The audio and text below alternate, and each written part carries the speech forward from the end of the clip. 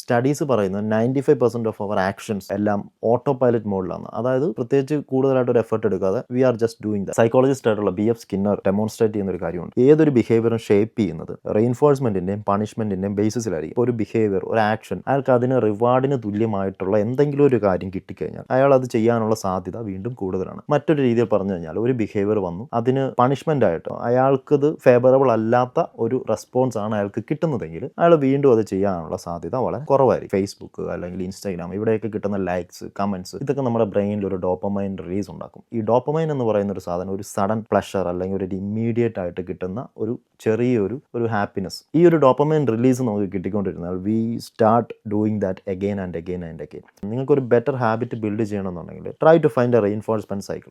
നിങ്ങൾക്ക് ആ habit create ചെയ്യുന്ന സമയത്ത് അല്ലെങ്കിൽ ഡെവലപ്പ് ചെയ്യുന്ന സമയത്ത് ഒരു റിവാർഡ് സിസ്റ്റം നിങ്ങൾക്ക് ഉണ്ടാവണം. അല്ലെങ്കിൽ നമ്മളെ മോട്ടിവേറ്റ് ചെയ്യാൻ പറ്റുന്ന രീതിയിലുള്ള ഒരു റിവാർഡ് സിസ്റ്റം അവിടെ ഉണ്ടാവണം.